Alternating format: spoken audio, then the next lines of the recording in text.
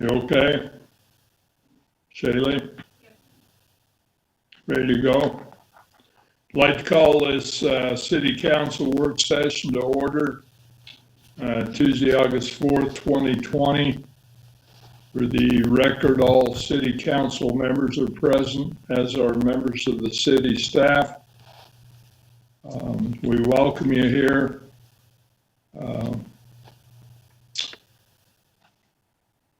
Happy to have Shaylee back with us. She had some surgery last week, and we're glad that went well for her, and she's back with us. We're glad to have you. Glad to have Roger with us. Roger's still on the mend, and anything for the group, Roger, this afternoon? No, I'm planning hopefully in mid-August to be there, so I just got to get doctor approval, little signature. Yeah, that's good. We're looking forward to that. Here you got the okay to drive, so that's good news. So yep, that's good. Okay, move on to public comment. Is there any public comment for this evening?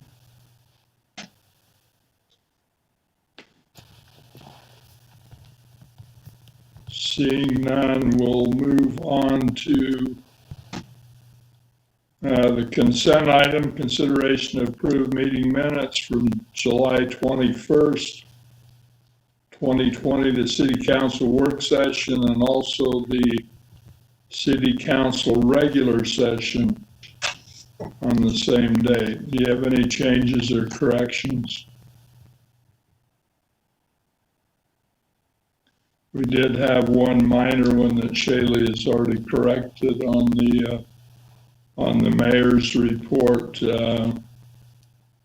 Just had the correction on the name on Janet E. Young. I didn't give Shaylee a copy of it, so she didn't know really how to spell it. So she's made that correction, and I think we're good on that there. So, okay, seeing no others, move on to the action items. First action item tonight is consideration of Ordinance 923. This is to approve a rezone request for property located at approximately 4113 South Pacific Avenue in Riverdale from retail commercial park overlay RCP zoning to multiple family residential R4 zoning. This is being requested by Riverdale North LLC and AWA Engineering Group. Mr. Agate from Community Development. Thank you, Mayor. You've covered pretty much the basics of the request. Riverdale Center North LLC, also known as CCA LLC, they're represented by AWA Engineering, and Jake Tate will be the gentleman that I expect to join us. We may see a couple of other individuals of names you don't recognize. They will likely be with Riverdale North LLC. They have been at our Planning Commission meetings, so don't be surprised if you see one or two other names you don't recognize. They typically audit with the Planning Commission, so that would be probably a similar behavior you'll see tonight. That being said, the request is at 4113 South Pacific Avenue. It's where the chiropractor office is. There's a detention basin, and there's an undeveloped parcel just to the west of where Michael's and the Old Navy building is. It's that property there. If you remember, a couple of months ago, we had a subdivision request, and they made a kind of a split parcel in that back. Well, now they're coming back on that split parcel with a rezone request. That's what this 4113 South Pacific Avenue location is. The neighboring properties around the site, as you look at a map that has been included in your packet, is the light industrial M1. There's the planned commercial 3 zoning, and then there's the Union Pacific Rail Yards across from Pacific Avenue to the west, and the properties south and around the site are also RCP zoning. The request is approximately 2.715 acres of land along 300 West and Pacific Avenue. Public hearing request for the rezone. Our public hearing for this rezone request was held on July 28th, 2020, and it met all the requirements of state and city standards for that public hearing. No public commentary is provided at the meeting. I did have a conversation with the gentleman who is operating the chiropractic center. He rents that from the previous owners, and now the new owners as the new landlords. He asked me some questions about what their expectation was for use, what was going to happen with the property potentially, and I directed him to contact them and ask them those questions, but obviously gave him some of the information that I knew based upon their inquiry for this rezone request. At the conclusion of that public hearing and the discussion with the Planning Commission, the Planning Commission made a recommendation for the City Council to approve the request to rezone at this location, and it's before you this evening as a result. In the county records, the property is under the ownership of Riverdale North LLC, or Riverdale Center North LLC, and as I stated, it's previously sat there as a detention basin chiropractic office in a existing future building pad that never coalesced by the previous owners. As it relates to the general plan use for this area, it says planned commercial high in the proposed rezone request, and project concept could be of benefit in strengthening established commercial areas and potentially supporting new commercial uses within this land use designation area. I did pull up the general plan land use section for section 9 or area 9 of our general plan. I found a paragraph that I shared with the Planning Commission. I think it has the same applicability in this case to kind of bring it to the attention of the City Council. There's a paragraph in there that says, it's the second paragraph actually in area 9 of our general plan. It says, a great planned use for this area is planned commercial high, as is reflected by recently developed commercial retail centers in this area. The high traffic through the area and the addition of traffic signal at 550 West accommodate new retail destination commercial growth in this area. This area is also part of the 550 West RDA and the Riverdale Road RDA. A small portion of the 550 West RDA area may accommodate new opportunities for additional housing development in the future of this RDA area. Additionally, other housing development opportunities may be available along the northwest end of 300 West, just south of the Newgate Mall parking lot. So that statement, even though we didn't foresee, if you will, the exact location, that location in that paragraph talking about development housing opportunities potentially south in the Newgate Mall parking lot, this is about a quarter mile down the street, down Pacific Avenue. So our general plan isn't in conflict, I guess, with the request is the point I'm trying to illustrate with that comment. I'm not obviously taking any position other than that's what's in our general plan. It does recognize that there could be housing opportunities in that general region of the city. That being said, the general plan guidance you have in your packet, the ordinance from Mr. Brooks, you have the map following thereafter showing those zoning and kind of how they're configured around the property. This property in particular, 4113, is the lower southwest corner property of the two being requested this evening. You'll have the application following that, the request document, which is about 3.5 pages or 3 pages and a little bit from the applicant as to their explanations or reasoning as to why they think this would be a suitable use for a rezone request. And then the supporting documentation that follows. Following their application documentation, we've also provided the typical public hearing notice rezone request checklist showing that we've completed all requirements of state and city codes to fulfill the public hearing. Sign placement is illustrated, and thereafter you have the Planning Commission minutes showing what their decision making was. That's pretty much long and short of what it is. You'll see similar, a very obviously similar context and tone with the follow-up rezone request, which is the second action item tonight. I'll hit just some of the minor nuances when we get there, but they're almost identical. The biggest change being that the zoning designation that is currently existing in either property is different, so we've had to treat them as two different rezone requests for the purpose of tonight's meeting. And with that, Mayor and Council, I defer to the group for any feedback, comments, or questions you may have for me. Do we have any questions for Mr. Reggett? I got one there. Go ahead. I didn't talk to you about this, but does this or the other one have or could have any impact on our SOB? That just popped into my head. Isn't that right there? It's just on the border of it, Steve. The SOB area is just to the, ironically, northwest of both of these properties. And there's enough distance there? It's that, yeah, it's where that Discovery Playhouse is. Okay. Yeah. Okay. What's the road construction going on down there? I don't, Is that us? I don't know, Steve, do you know where that road construction is on Pacific Avenue? I do not. It's right adjacent to this property. Just wondering I if, know they're working the Birch Creek sewer down through some of that area, but I don't know if that's what. Probably what it is. Go ahead, Steve. No, that's probably what it is. That's right where that comes down, it's right through there, so. Mr. Hilton, did you have anything else? No. Okay, Mr. Ellis. Yes, it talks about multiple family units. Do we know how dense the apartments will be or what they're planning on putting in there? Let me pull up, Residential, but it's got multiple family units. yeah, let me pull up the R4 zoning so you at least know what the basics are of the R4 densities that are allowed. The R4 says, let's see, multiple family dwellings with 24 or less dwelling units is permitted uses.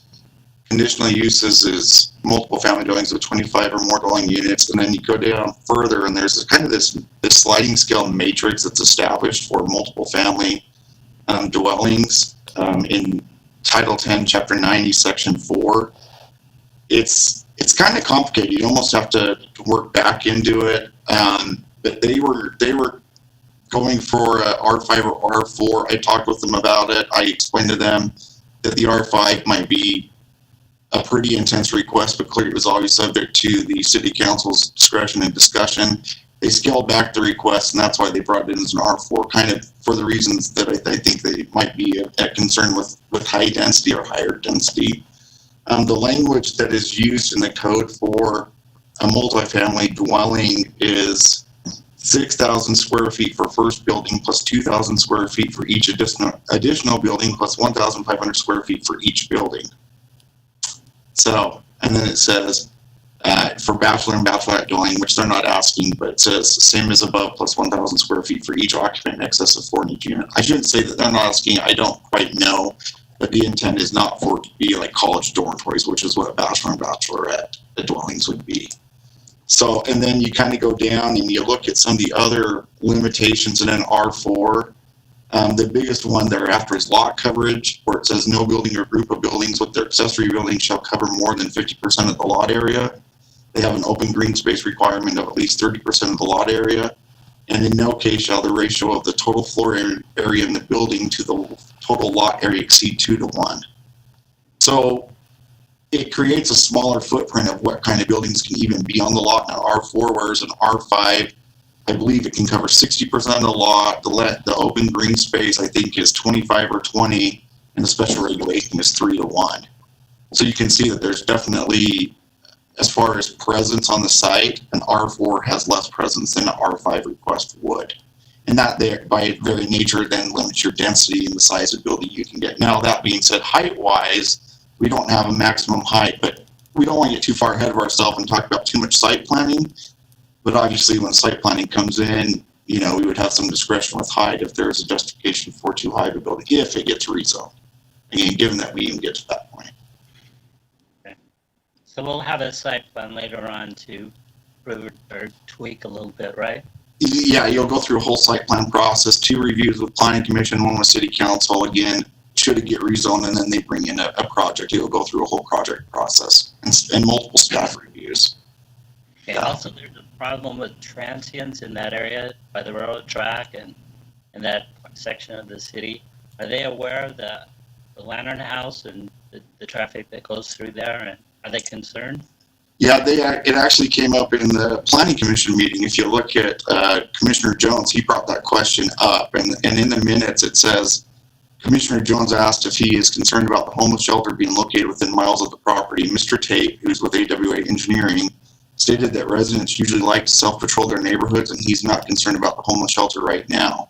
I believe, too, there was a comment made where he said a lot of times homeless shelters have a tendency or not homeless shelters, excuse me, homeless individuals have a tendency to avoid higher traffic or higher use areas generally, so they think, too, it would drive the homeless interest from this area away from that area, having more going on with vehicles and people, were that to ever be developed for multiple family use. That was a comment that he made during that meeting. I just want them to be aware of it. I'm sure they are. So. Yeah, it came up, and Commissioner Jones was very good at explaining it's not too far, tracks are right there. They like to kind of walk back and forth, not too far from our trail. He did bring that to their attention. May I ask you a question? Can you hear Counselor Ellis all right? Kind of faint. Kind of faint, yeah, kind of quiet. Yeah, Sorry. It's real faint for me too, Brent. I can hardly, first question, I couldn't even really hear it, so. I don't know if there's anything you can do to tweak it up a little bit, but it might be helpful for the council. Try and tweak it some more. Wonder if your microphone has the volume control.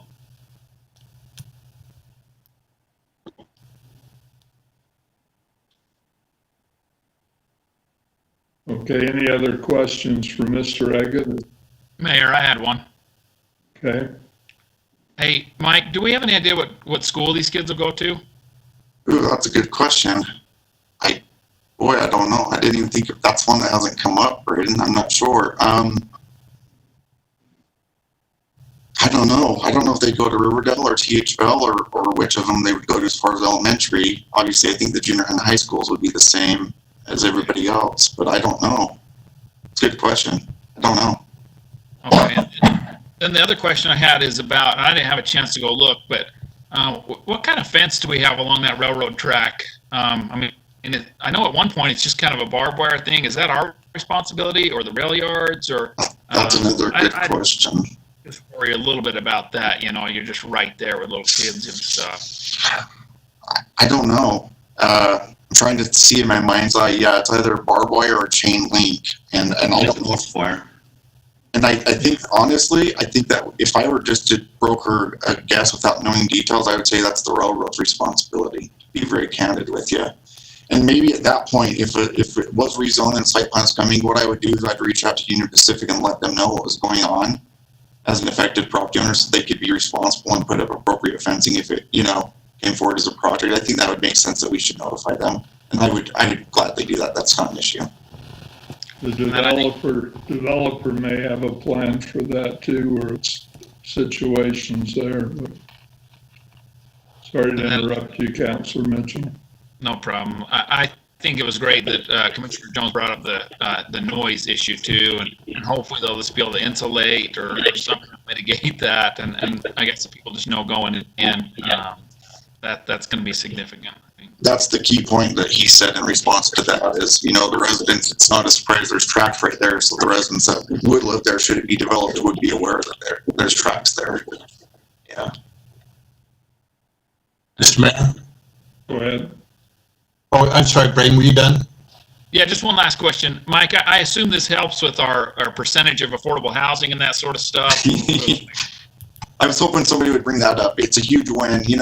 The last legislative session, we got beat up by a representative who lives out in Hooper, and he kind of used us as a poster child of not having enough low to moderate income housing. This kind of a project would definitely help us not be the poster child for those kind of discussions in the future.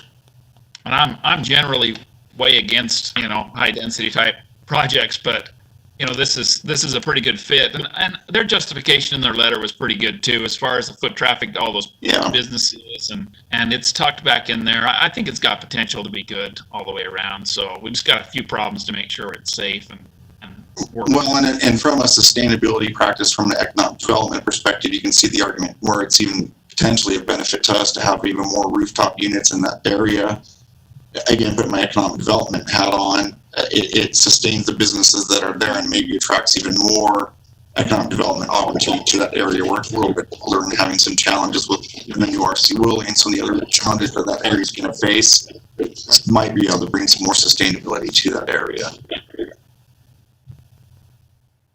Mr. Eggett, you might, where he's interested in low-end, medium-income housing, you might mention what's going on with that other complex there behind Starbucks that Sure.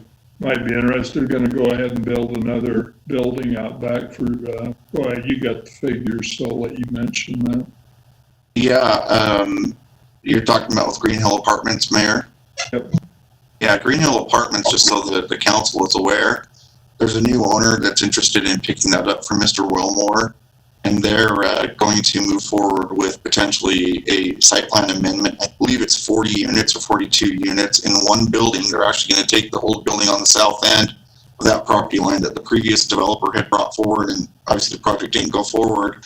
They're going to build one large, their plan intent is to build one large 3-story building that will accommodate 42 units, handicap accessible units, some low-income housing units, and then they'll have an actual patio where the other building was going to go on 300 for pool, small clubhouse, hot tub, and barbecue amenities for the residents. They have a little bit more of a gathering center or a leisure area to accommodate their users where it doesn't really have anything like that. So that should be forthcoming in, I would say, maybe a month and a half to the planning commission, and there to work its way through the process. Yeah, that'll help satisfy the housing requirements in that RDA area just to the south of them. So, excuse me, that's a good thing. Any other questions on action item 1? Mr. Mayor? Go ahead.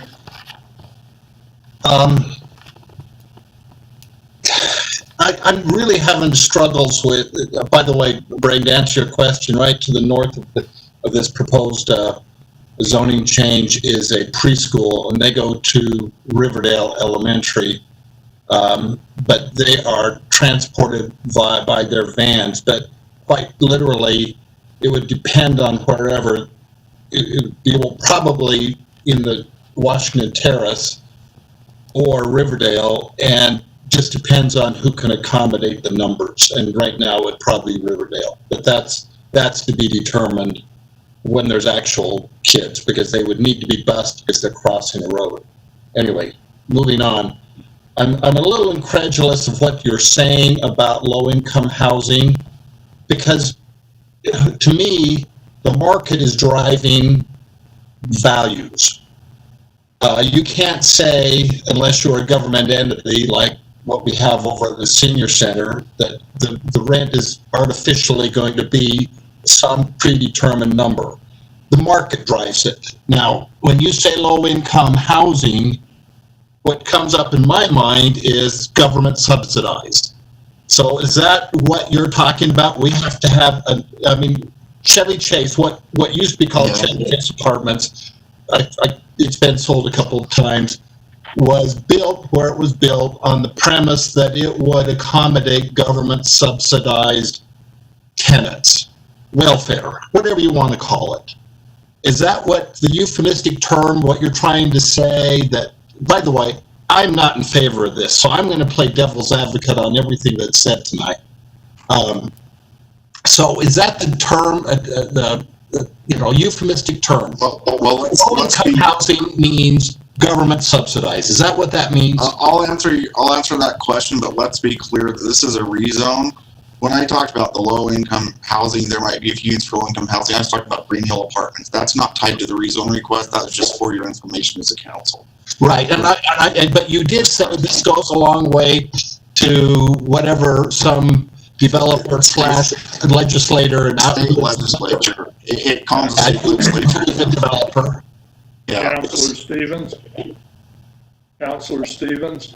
Yes, sir.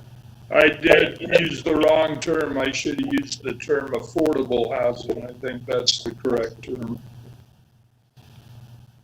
I think I mentioned low-income housing, but it should be affordable housing. There's a difference. So. What we're trying to accommodate is moderate. What the term is the state's using is moderate income housing. You're talking 60% average median income or higher, up to 80%. That's kind of your moderate income. And so they're trying to find housing that accommodates people who maybe don't make enough income to hit that 100% of average median income per household. So there are some units that, is there subsidy? Yeah, there's two housing authorities in Weaver County. There's Ogden Housing Authority, and then there's Weaver Housing Authority, which is through Weaver County, and Ogden has its own. Both can subsidize assistance in Riverdale. They're authorized by the federal and state government to do that. When you talk about low-income housing, you're talking 0 to 30% AMI. So you're talking heavy subsidy at that point. And then you have a moderate low, which is 30 to 50, and then obviously you have moderate, which is 50 to 80. So you kind of have these gradations. In all cases, depending on the circumstances, you have two options. You either have rent control, where an apartment user or, I guess, vendor will make units available 80% AMI to meet a standard. And is that subsidized by the state or the county? I don't know. I'm not enough of a guru to know quite how they make up their money. But we are under pressure from the state to at least request that developers look at. Sorry, my lighting now. We're at least requested to look at ways to encourage developers to consider a few units in each of their developments for moderate income housing. Now, is that 30%? No, it's probably going to be, your 50th, your 80th percentile that they make a few homes available. In this case, are we going to require it of these developers if we do rezone? That's kind of at our discretion. I could have that conversation, but the point is that we need to show the state that we're at least considering that we're having these discussions, that we're not all so focused on single family dwellings, that's all we are with limited real estate we have. Because if we do that, then we show that we're not being team players. If we are concerned about that or not, they're still going to put that pressure on us to look at that as we do our annual housing plans. I have to do a housing report every year now and show where we're reaching our goals. If you remember, about a year and a half ago, I brought forward a change to our general plan to try to show that we have goals that we're trying to consider a little more openness to other variations in housing uses. So this request with this rezone could go a long way, showing that we are trying to change how we reach our goals and that we are fulfilling those goals when I do a report at the end of the year. Clearly, it's always at the council's discretion, but that's kind of the posture that we are in as a city and that I am in when I deal with planning and housing discussions annually. Does that help answer at least some of your question? Let's move on to action item number 2. Okay, if you're through with number 1, I think it's pretty well the same. Yeah. Pretty close. Consideration of Ordinance 924 is to approve a rezone request for property located at approximately 4100 South Pacific Avenue, Riverdale, from regional planning commercial CP3 zoning to multiple family residential R4 zoning. This is requested by Riverdale North LLC and AWA Engineering Group. Mr. Agate. Thank you, Mayor. As stated, this is very similar to our last discussion. The biggest change is the property location is, of course, across the street. It's located behind Bed Bath & Beyond in this site. This is a property that has just sat historically unoccupied, undeveloped. Looking at older plans, when the first project came forward, there was some concept of a commercial retail building being back behind Bed Bath & Beyond and facing 300 with some parking in front of it. Never happened, and it sits vacant. The properties around the site of this property, which is on CP3 currently, are zone C3 to the north and east. Properties to the west are zoned with M1, and then the properties to the south are zoned with the RCP zoning. The request is approximately 2.59 acres. Again, that same evening, we held the last public hearing. We held a public hearing for this property on July 28, 2020. No comments were provided prior to the meeting, and no comments were provided during the public hearing. At the conclusion, the Planning Commission made a recommendation for the City Council to approve the requested rezone as submitted for the property at 4100 South Pacific Avenue. It's before the council tonight. Again, for the sake of time, I won't go over it too much, but the general plan guidance is the same as it was in the last discussion with the last item. And the documentation pretty much is all identical with the exception of the requested change being from CP3 designation to R4 designation. I think with that, Mayor, and for the sake of time, that's all I'll say about that. But if there's any other questions, I will note one thing, Steve Brooks, an ordinance number 924, you have the address as 4110 South Pacific Avenue. That just needs to be changed to 4100 South Pacific Avenue. That's the only other thing I had to know. With that, I defer to the council and mayor for questions you may have for me. Okay, do you have any questions for Mr. Agate?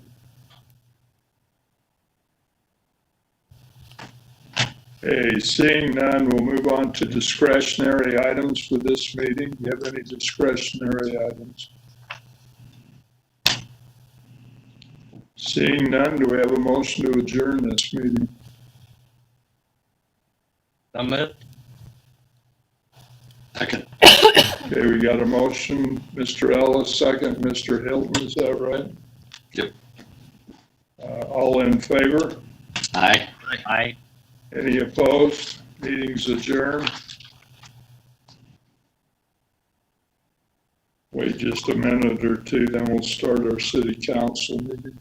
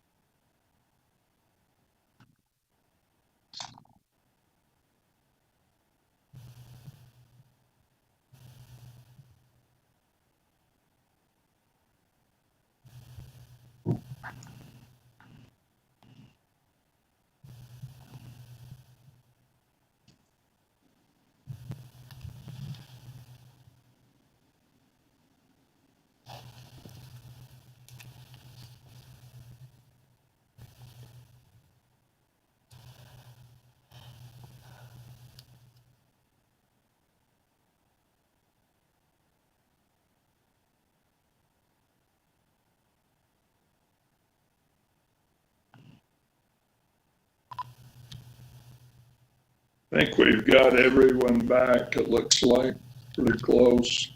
I'd like to call the city council meeting to order, scheduled for this evening, Tuesday, August 4th, 2020. For the record, all city council members are present, as are members of the staff. We welcome you here this evening, those of you who are on the live stream. Those of you who are here as far as council and staff, we appreciate you all being here this evening. I mentioned earlier, Shaylee, we welcome Shaylee back, having some surgery, our city recorder. We're glad she's back with us and doing well. Also glad to have Roger with us, and Mr. Worthen, we're happy to have you with us. It's good to have you here. I've asked Councilor Ellis if he would lead us in the Pledge of Allegiance. Please rise and repeat the pledge of allegiance with me. I Pledge allegiance to the flag of the United States of America States and to and to the republic for which it which stands, stands one nation one nation, under God, under God, indivisible, with with liberty and and justice justice for for all. for all.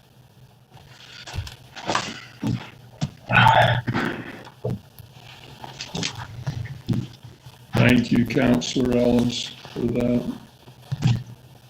This time we normally take a moment of silence. We take a moment of silence this evening. I think we need to look at our country, our nation, what's going on. I see a lot of unrest. There's a lot of really sad things going on throughout the country as far as police reform and police brutality and just different groups trying to get equal social status in our country.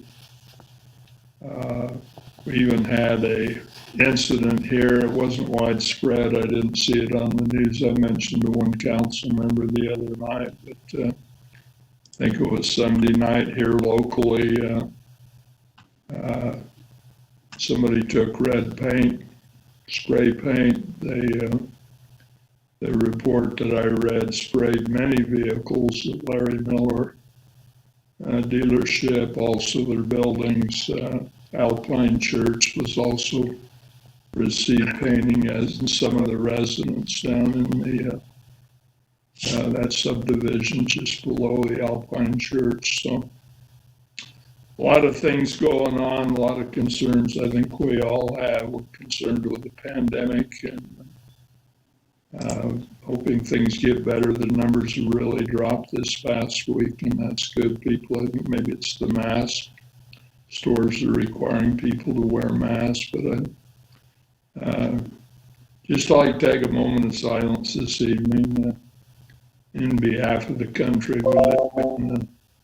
A lot of, to me, it looks like there's some things that are at risk right now, and just hopefully they'll settle down in the near future. So let's all take a moment of silence tonight.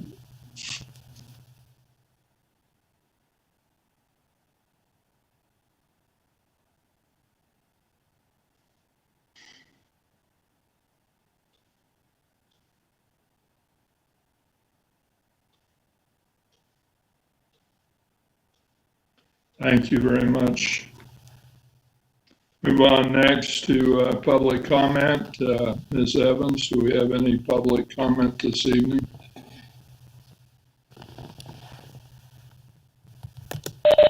I have no public in the room, and I also have not received any emails. All right, how about you, Mr. Taylor? I don't have any texts, Mayor. All right, thank you very much. Move on next, presentation reports. City council members, most of them are assigned to committees. Do you have anything to report this evening? This is your time if you do. Mr. Ellis? There has been no cases of West Nile found in Weber County so far. It's been a pretty dry year, so mosquitoes have been able to be controlled a little better than other years. Okay, thank you. Anything else? Move on to the consent items. Consideration to approve the meeting minutes from July 21st, 2020, the City Council work session, and also on the same date, City Council regular session. Any changes or corrections to the minutes? Seeing none, do we have a motion on the consent items? Motion to approve the consent items, the one change that was noted. Second, Okay, we have a motion, we have a second. Councilor Mitchell, Councilor Ellis. All in favor? Aye. aye. Any opposed? Move on to the action items. We have two action items tonight. The first action item is consideration of Ordinance 923. This is to approve a rezone request for property located approximately 4113 South Pacific Avenue in Riverdale. Changes from retail commercial park overlay, RCP zoning, to multifamily residential, R4 zoning. This is requested by Riverdale North LLC and AWA Engineering Group. Mr. Agate from Community Development. Thank you, Mayor. I'll just quickly review again for the record the executive summary in your packet.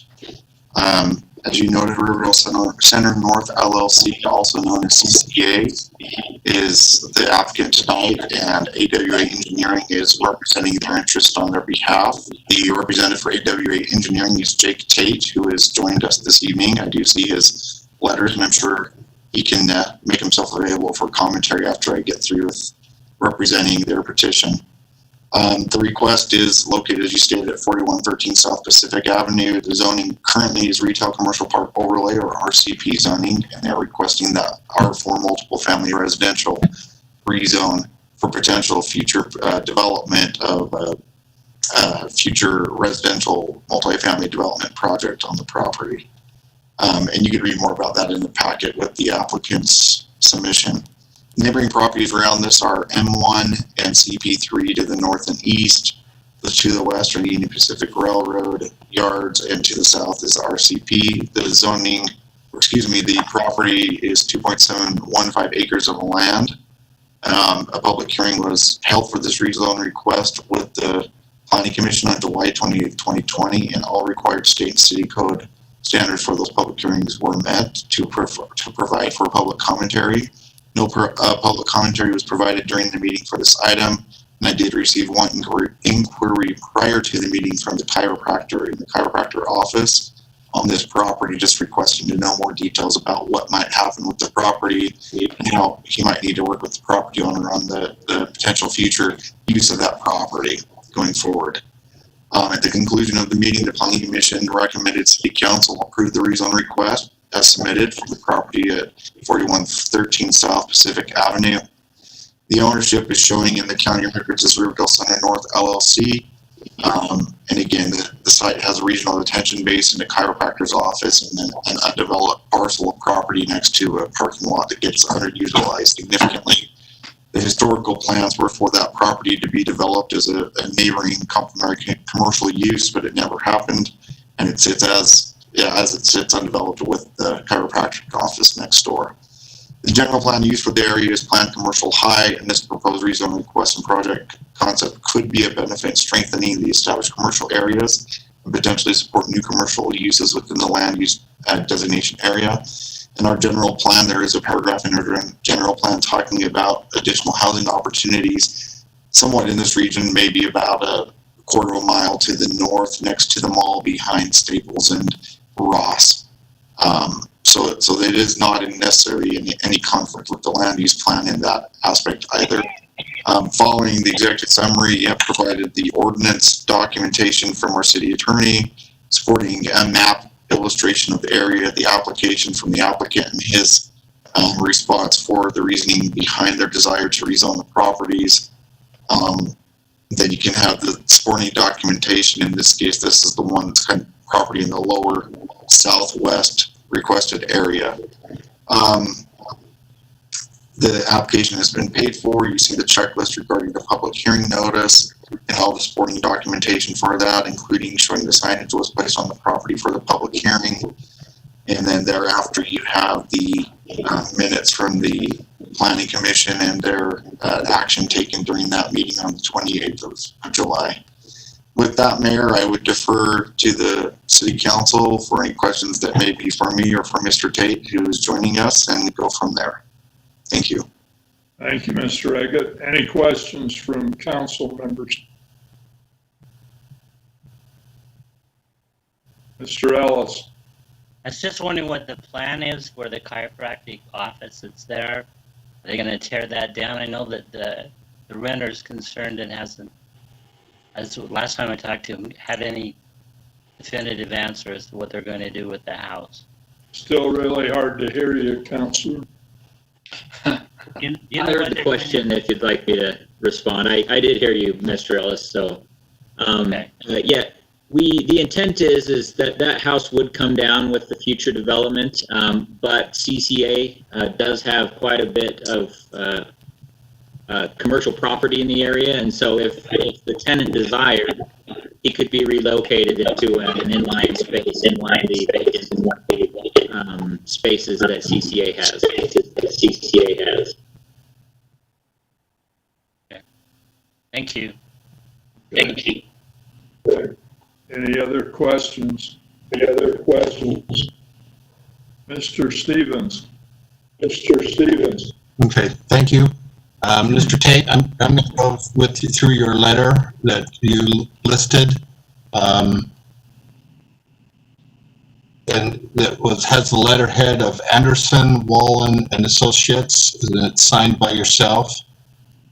And in it, you bring up some points. You have 8 or 9 points you bring up. We could go through that Let's see, starting with number 2. Okay, number 1 is continue to revitalize neighborhoods and enhance the vitality of the region. Okay, that's generic. Number 2, sustain affordable housing, rental and owner occupied for people of very low and moderate income levels that meet the needs of a population which varies in household size and ages. Now, are you going to plan on building, as you are seeking the rezone, is the plan to have it an owner occupied, or is this going to be all rentals? At this point, CCA is looking into all options. I think the intent at this point is for them to be rentals long-term. However, they haven't ruled out the option of going to owner-occupied in the future. Okay, when you say go into owner-occupied in the future, now, at some point, now, my experience on the Planning Commission and on the council is we had a unit that was built in the 1980s, Colonial Gardens for everybody, that's on 4400.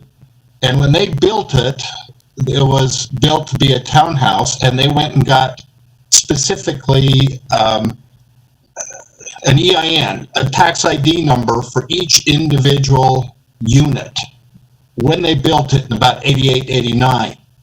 And so when they actually, the market picked up so that they were able to do that, they sold them in about 2004, 2005. And other people saw that and tried to do the same. And they said, yeah, you can do that, but you have to meet certain standards and you have to get the EIN to begin with. And of course, no one did. So when you say you leave the option open, are you going in? I mean, that's really vague, because there's a lot that has to happen to flip that to owner. So I'm going to go on the premise that you're going to treat this as rentals, all rentals. Okay, with that said, is this going to be subsidized, heavily subsidized for, because you say very low and moderate income levels for various households. So are you not going to be renting this at market rates? So those points are actually taken directly from the city plan. So I did not make those points up. I was addressing the individual points in the city plan. And in item number 2, it states that this is directly aimed at moderate income. The intent is not for it to be a low-income housing. In bullet point 3, we do talk about some of the units being set aside for individuals with disabilities who might need special access needs, but the intent is not to make this a low-income property with subsidization or anything like that. It is intended to be a moderate income, a more affordable option for younger families, older retirees, that kind of group, or just maybe students, young families, anybody, but the intent is not to make it a low-income development. Okay, so you just kind of cut and paste this to make it sound good. All right. Not necessarily. It's directly from your code. Your code states that number 2, that is one of your goals for your city, is to provide people with very low and moderate income levels. So that's directly from the city plan. I know it is, but that's not your objective. That's not your intent for this property. Moderate income levels is also where we're targeting. Okay. In downtown Salt Lake, and more recently in downtown Ogden, there is kind of a gentrification of the area going on, where they are building units that are kind of self-contained. They're high security. There's there's 2 on Wall Avenue, one on about 31st and another one on about 29th. I don't know if you're from this area and if you've noticed them. Is that the nature this is going to be? To be honest, we haven't necessarily dug too deep into design. We were told to not necessarily dig too deep into the design, but more based on the merits of the rezone itself. So CCA hasn't necessarily gotten into security systems and gated communities or those types of things at this point. However, they obviously want to provide a safe option for the people who will be living here. And they'll kind of weigh those options as we get more into design, assuming that we do obtain approval for the rezone. As we get in deeper into the garden-style apartments that we're looking at, we can kind of tailor those types of ideas at that point. But at this point, we don't have a specific design on the board. What is garden style? So a garden Let's style remember, apartment- this is a rezone request tonight, not a site plan request. I'm going to remember that. Thank you. Yeah, so a garden style apartment is one of the types where you have a central open air corridor and you have apartments that come off of each side of the corridor, whether that's 2 or 4, but you can take an exterior stitch. It's exterior, but it's in the middle of the building. And then each level has apartments that come off of the landing. That's kind of a garden style apartment. Okay, that's a foreign term for me that you used. Thank you. Okay, number 3, increase the level of rental assistance for very low and low income special needs. Okay, so special needs is a broad term, and so physically handicapped would be ground level, and again, I think you're just getting that from our general plan, and again, I work in a humanitarian capacity in inner city Ogden with a lot of people with special needs, and many of them are in facilities, apartment complexes, and that are subsidized. So I'm going to interpret that by fulfilling that need, this is going to be a unit that's going to be require a certain, or going to enable the occupants to be who live there are going to be subsidized. Okay, number 4, promote additional funding sources for the public, nonprofit, and private sector, creating necessary housing. How is this rezone going to help that? So the intent on this rezone is that, should it be approved, that this would be a privately funded development. We are not seeking outside funding to obtain that. It would be a private development, and the hope is that there is a need for affordable housing, and that we could provide that with our product that we hope to put at this location. Okay, just so you understand where I'm coming from, I think when I hear the word affordable housing, which you just said, is a euphemism for subsidized housing, because market values dictate what is the price it's going to be. And so it's nice to say, yeah, we have affordable housing, but still, who's going to walk away from money when a business person or a landowner or a landlord, when the market says you can get this much money, but the medium 60% is less than that? Are you going to advertise it and accept less? That's kind of that's where I have some issues.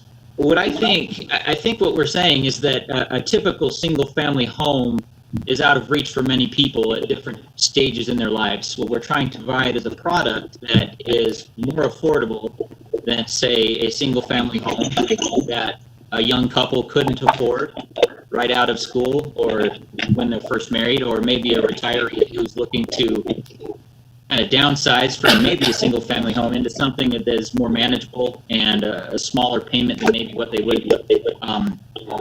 I guess I'm not sure where you're digging. I don't know that we're trying to pull the wool over your eyes. I think it's just we're providing a product that's going to be less expensive than, say, a single-family home. And like I said, we're targeting a moderate income level. We're not necessarily trying to provide for everybody, but we definitely want to put a product that is quality. And to do that, you tend to have to charge what market value is for those types of spaces. And so that's the intent, is to provide a product that is less expensive than a single family home, but a quality product that will do the neighborhood justice and also provide people that will want to live there. Okay, thank you. Number 5, ensure an adequate supply of safe, accessible, sanitary, and aesthetically pleasing moderate income housing integrated throughout the city in various locations and consistent with the needs of all segments of the population. I don't know, that's kind of I think redundant. this is I think this is a great. I think that this one fits it exactly to a T. I mean, we're providing a location that not necessarily currently doesn't provide housing, and it's a way to get people in an area where they're going to be working, where they're going to be living, where they're going to be shopping, and provide them a way to do so in a moderately affordable way.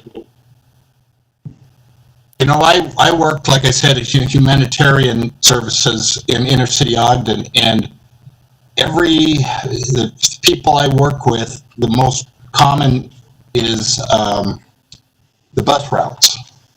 And so, not that I'm going to put you on the spot to say, do you know what the bus routes are for the people? Because there's no shopping. I mean, they've got to go walk over the viaduct to the closest market.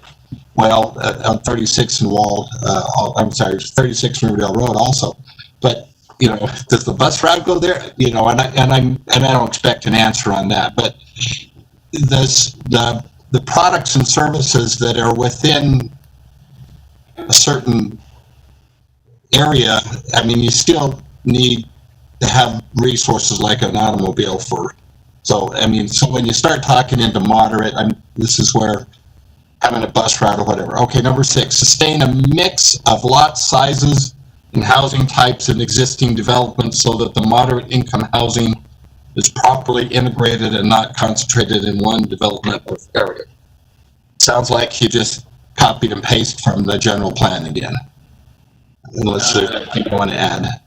I did copy the bullet point from the city's plan, but I think that providing different locations is exactly what we're doing. Providing a mixed sizes. I think that's exactly what this project does. It provides an alternative to single-family homes in a location where residences typically aren't, and it meets your requirement of your general plan to a T on that, I believe. Okay. Well, I'm of an opinion, and I'm going to be up front, and I was up front in an earlier meeting. I don't know if you were listening, but I'm not in favor of this. I don't think residential fits in that area, and I'm for a host of reasons, but because there's just there's a lot of concerns on both public safety and among other things, but I don't see this as a good fit. But moving on. I'll make a comment to that. I do appreciate your opinion because I do think that's an important part of this. And one thing that I'd like to point out is that in my letter I point this out. These properties have sat undeveloped for 50 plus years, and so I think that finding a way to utilize these vacant properties in a way that provides housing to people, that allows them to have options in Riverdale. Riverdale is amazing because you have this unbelievable commercial in most cities that are much larger that you don't have. And what we're trying to do is take these underused properties and provide a product that will sell. Right now, people are moving in. Just in my business, I'm seeing an unbelievable explosion in multifamily because people want to be able to have a nice place to live, and for most people, a single-family home isn't necessarily in the cards, at least at the beginning of their life as they're coming out of school or however they're starting their lives. And I think that these properties have been underused for decades. And I think that we could leave them as commercial, and where they're located behind other commercial residences, no one wants a retail space behind looking at the back of a loading dock. Now, what we could do is we're trying to find a way to utilize this space that hasn't been touched in decades. And so that's kind of our hope, is that this spur some activity in the area where there traditionally has been none. Okay, thank you. Now, you use the term "will sell," and so is that your development and then sell it to an investor? That decision has not been made yet, and I don't believe that's the intent at this point. I do believe leasing is the intent. I may have misspoken when I said sell, but my understanding is the intent is that these will be leased in the immediate future. Okay, let me just deviate a little bit here. I had a very interesting conversation this morning with a gentleman who is relocating his business to Riverdale. And I don't know if you're familiar with the area by Larry H. Miller, but there were some pads that were developed that were, and I think they're light industrial. You can pipe in, Mr. Eggett, if you choose, right to the south of what is Bravo Academy.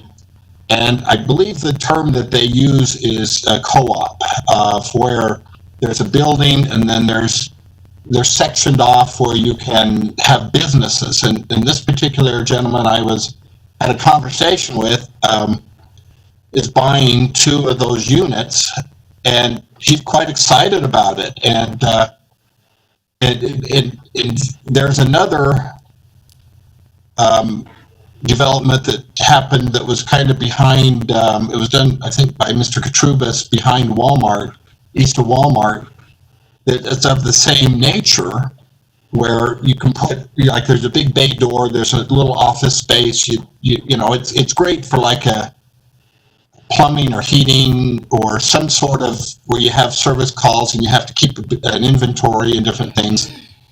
And he said he contacted the Katrubis wanting to buy one of those, and Katrubis group says, no, they're only leasing those, even though they're empty.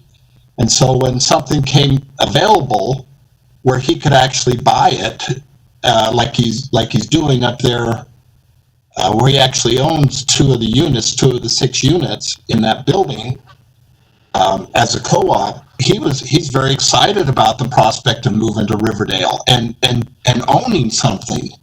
And I thought, you know, and I think it's light industrial, because it's a service type of, where he has service vehicles, he has inventory, and he has that sort of business. But those, you know, you're right, it's underutilized. Now, you use the term, this is not good for retail, but it doesn't need to be exclusive. You know, it's not either or, residential or retail.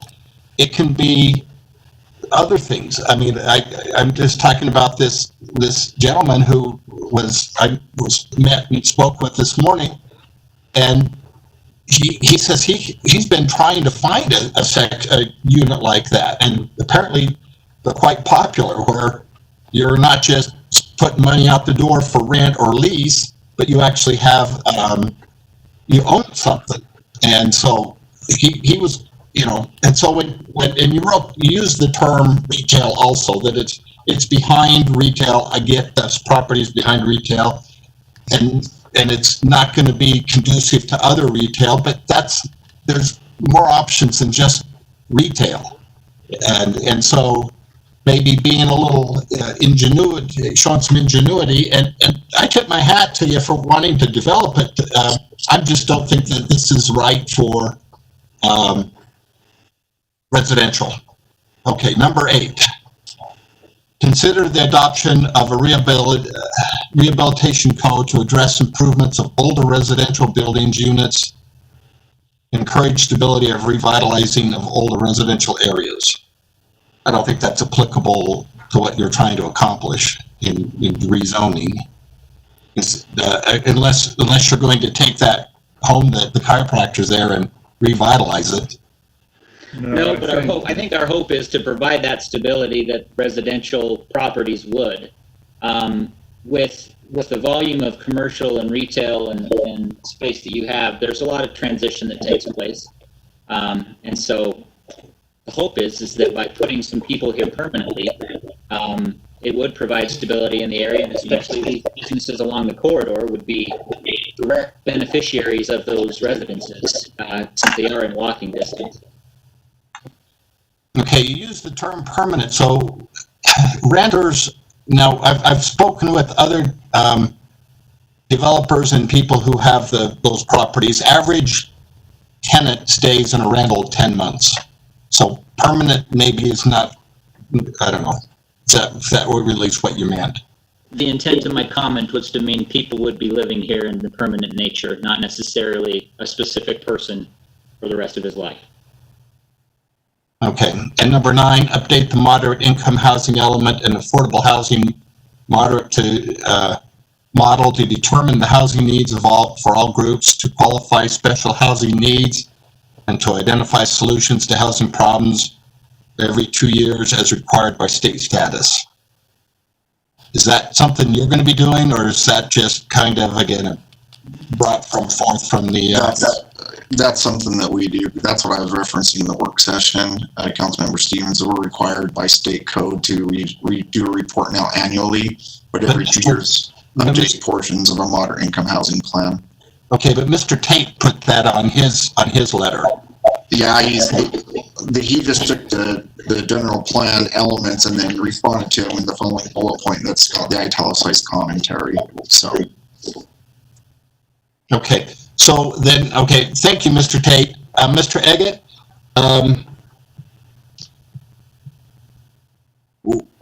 going to that, then number 9, let's talk about that for a minute. Is that something you do you said you do it every year? Earlier, I thought I heard you say it every year. I do a moderate income housing element update every 2 years, but now by new state law, I have to do a report every year of what we're doing to accommodate our moderate income housing plan element. So I have to show that we're fulfilling our goals annually now, and then update our element every 2 years as the statistics of the city change, as income levels change, as what that percentage is that changes. I have to then reflect that as it relates to the city, and what does 80% average median income look like for Riverdale, say 2 years from now. So I have to update those numbers, revise that, and then submit that to the state. So they have this working tally of what those numbers look like for Riverdale City, how many housing units we have, the nature of the renters in the city. I mean, it's a pretty intensive report I have to do. But now, annually, I have to further give an explanation, and it doesn't have to be lengthy, it could be in a letter, a page or two, but I have to give an explanation of what we are doing to provide for moderate income housing opportunities in Riverdale, varied housing opportunities in Riverdale to satisfy the state requirements, so they think that we're not inordinately developing single family dwellings only and not looking at other housing options for our community. All right, you broke up. I had a hard time on the last portion of it. Can you try to do that again, just the last portion? Just that the state has a requirement that we do now every year, a 1 or 2 page response as to how we are meeting those goals and fulfilling that moderate income housing plan. So the state feels like we're not just developing single family dwellings, that we are trying to look at variable housing options and locations and income levels so that all people that want to live in Riverdale can live in Riverdale.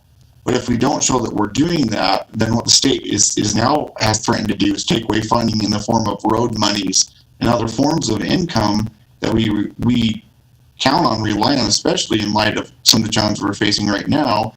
They've threatened to take that away if we don't find ways to be more creative as a city. And so the cities as a coalition have said, no, wait, let's try to figure out these solutions in our community and look at alternative goals to make this happen. And so that's what I was referencing, is every year I have to do that report along with checking that moderate income housing plan every 2 years, so that we're kind of having goals and solutions and then what we're doing to meet those goals. That's what the state wants to see. And I have submitted it to the Division of Workforce Services, which keeps that housing inventory for each community. I think, point of order, I think we're getting off the agenda item, so let's try to take a look at the rezone thing. And, you know, we're talking about state reports now for affordable housing. Can I just make one more question to Mr. Eggett? The report is current, not development, right? Yeah. Okay, so when you are talking about this report, you're only talking about what's presently here. Well, we talk about what goals we've made, what ordinances we've made. Okay, you know what, not to get into what you're doing, I just want to get specifically, it doesn't apply to future potential developments or rezones, just so we stay on topic. But it's what is currently available, right? It's both, to the extent that you kind of conceptually or generically look at the horizon and what might need to be in your community to make more opportunities available in the community. So to that aspect, there are elements of talking toward the future, but the statistics themselves are, current day statistics with a few, I think it's like 3 years in advance statistics of what the city might now you're getting into minutia that kind of is not pertinent to the I think the mayor is referring to, staying on topic of the rezone. But this is being brought up both in Mr. Tate's correspondence that was put in our packet and what you've brought up in the pre-planning meeting.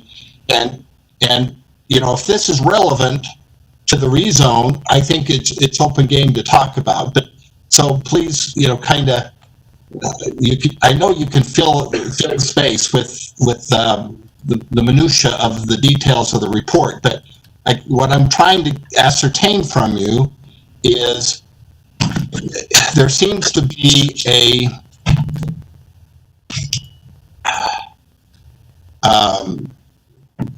trying of using this rezone to accommodate that requirement from the state, and I don't think that should be a criteria for the rezone.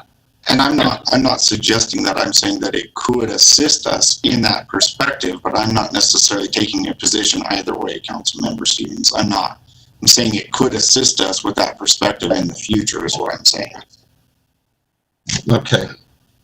It could assist us, but right now we meet the criteria. So is that, do I understand that it's speculative at best. There are those that think we do not in the state. Okay. Okay, Mr. Mayor, let me just look at my notes, just to make sure I've got everything covered.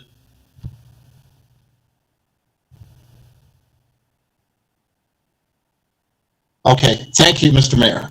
You bet. Thank you, Mr. Stevens. Mr. Tate, thank you for your comments. Any other questions for Mr. Tate? Mayor? Go ahead. I think one of the things that we need to remember is Riverdale is pretty much built out. And one of the things that's hurt us with the legislature is the age of our residents. And having a development or something like that that actually allows younger families to move in to Riverdale helps us with school-age children, things like that, which hits our funding, and which is something that representative from Fruit Heights has brought up a couple of years ago, how sales tax dollars was actually going to be redistributed by school-age children. And I think having developments such as this, which millennials are actually drawn to, is beneficial because we're taking the median age of our resident down, I would believe. So, you know, I think, and I'm really, I think if somebody wants to develop their property, they own the property, and it fits within the general plan. And I would commend Mr. Tate for, if it's copy and paste right out of our general plan and it's applicable, bravo. So, I mean, I would be in favor of this rezone. Okay, thank you. Any other questions for Mr. Eggett or Mr. Tate? Yes. Go ahead, Mr. Stevens. A couple of years ago, I saw some figures that said that 42 to 43% of residents of Riverdale were renters, did not own the property where they lived. So let's just round it off to 40, 60. So 60% were owner occupants, 40% were not owner occupants, they were renters, which makes them more susceptible to a transient nature. Now, Mr. Eggett, I don't know if that number still holds. I think it does. It's pretty, it might be off by a percentage or so, 1 or 2 points. I mean, one of the frustrations of the principal is that a third of the school changes over every year. So you can have a class this year and a third of those students will be different next year, just because of the transient nature of the high amount of rentals that we have. Thank you. Thank you, Mr. Stevens. Any other questions or comments? Okay. With that, do we have a motion on action item 1? Consideration Mayor, of ordinance I think 91? Councilmember Mitchell has a comment. Yeah, question. Oh, I'm sorry, I didn't see you there, Braden. So, Mr. Tate, I think I heard in the planning commission meeting that you're planning on keeping that detention basin intact right there. Is that correct? Yeah, that's correct. In the preliminary, preliminary layouts that we've done, we've basically built the apartments around the detention pond. So the intent is to maintain it as a landscaped, usable area by the residents, and then obviously when rain occurs, it would function as a detention pond. And then any additional storage that might be required by the development would be put underground in the parking lot area. Okay, thank you. Yeah, with the new state regulations, you're almost always going to have a retention basin somewhere. Any other comments? We have a motion on action item 1, consideration of ordinance 923 to approve the rezone request for the property located at 4113 South Pacific. Mayor, Go ahead. I'd move to approve ordinance 923 as stated within the packet. Second? Okay, we have a motion, we have a second. Councilor Arnold made the motion, Councilor Ellis seconded the motion. Ms. Evans, would you poll the council on this ordinance, please? Councilmember Ellis, Aye. Councilmember Mitchell, Aye. Councilmember Arnold, Aye. Councilmember Hilton, Aye. Councilmember Stevens. Nay. Okay, it's 4 in favor, 1 opposed, the motion carries. Move on to action item 2. Consideration of ordinance 924. This is to approve a rezone request for property located at approximately 4100 South Pacific Avenue in Riverdale. This is some regional planning commercial CP3 zone.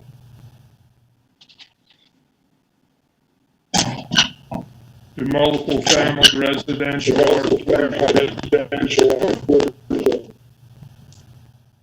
no feedback. This is being requested by Riverdale North LLC,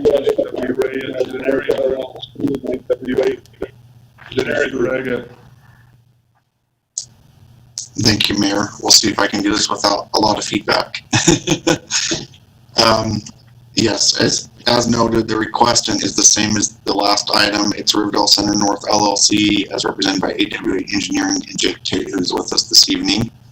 The property is located to the west of Bed Bath & Beyond in the vacant parcel along 300 West and Pacific Avenue. The zoning around the property is currently set as C3 zoning, M1 zoning to the west, and the property south across 300 West or RCP zoning. The approximate acreage of the property is 2.59 acres of land. A public hearing was also held for this rezone request on July 28, 2020 to allow public commentary. Comments were made during that meeting or prior to the meeting. At the conclusion of the meeting, the Planning Commission recommended the City Council approve the rezone as submitted for 4100 South Pacific Avenue. The owner is Riverdale Center North LLC, and the property historically was always intended to be a complementary. Can everybody mute their microphones except for Mike? Because my recorder will not pick up any of this. There's so much feedback. So can you mute your computers if you're not speaking, please?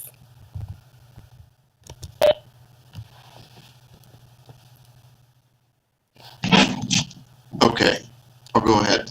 The property is currently hasn't really been developed into anything and not utilized as designed. It was historically designed to be a complementary commercial use that would face 300 West Pacific Avenue behind Bed Bath and Beyond, and then have parking for that, but it never occurred.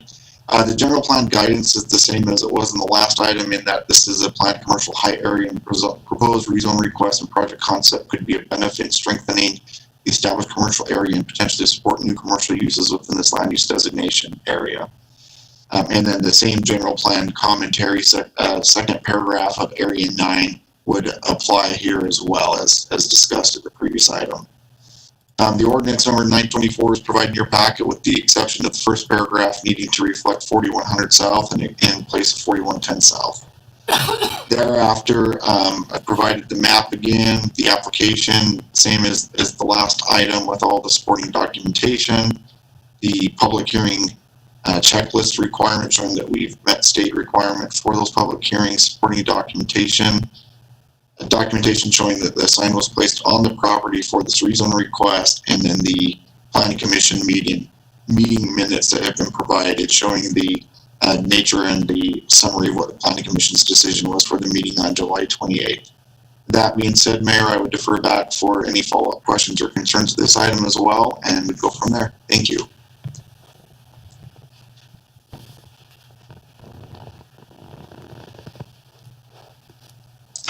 Mayor, your microphone is still off, just so you're aware. Well, that's what she told me to do. She didn't tell me to turn it back. All right. Any questions for Mr. Aggett or Mr. Tate? Mayor, if there aren't any questions, I'll make a motion to approve ordinance 924 as stated within the packet. Second. Okay, with the one change on the address on the resolution. We have a motion. Did we have a second? Second. Okay, we have a second. Sound like Councilor Mitchell? Yeah. Motion was made by Councilor Arnold. So, Ms. Shaley, would you please pull the council on this ordinance, please? Councilmember Mitchell? Aye. Councilmember Arnold? Aye. Councilmember Hilton? Aye. Councilmember Stevens?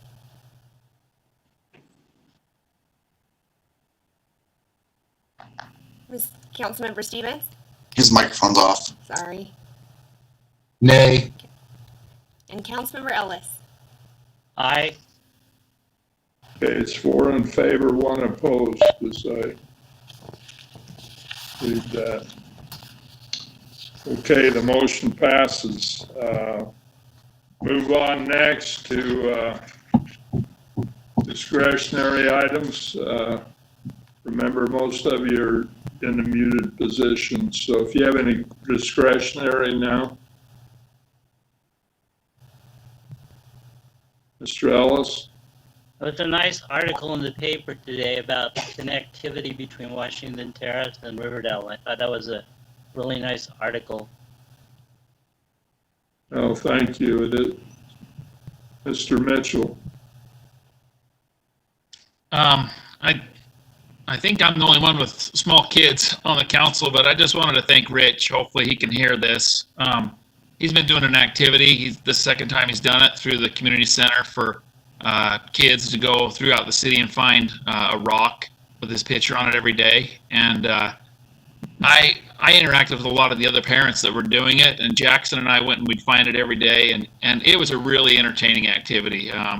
And in this time when there's no splash pad, no swim nights, I just appreciate him, continuing to be innovative and come up with things that could entertain us. And I hope he knows how much we appreciate it. The people I talked to in the city that were doing it all really appreciated him going to that effort. So just thanks to him and his staff. Oh, that's great. Thank you, Councilor Mitchell. Thank you, Rich. Any other comments? Okay, seeing none, do we have a I think we said that we would ask for public comment in these stream meetings where we're doing them WebEx. So did we have any additional public comment, Ms. Evans? No, sir. I don't have any emails, and there's nothing on the YouTube. Okay. Mr. Taylor, did you have anything? Also, no text, Mayor. Okay, thank you for doing that. Move on then. Do we have a motion to adjourn this meeting? So moved. Second. Okay, we have a motion by Mr. Arnold and a second, I believe, by Counselor Mitchell. Yes. All in favor? Aye. Aye. Any opposed? Meeting is adjourned. Thank you for being here.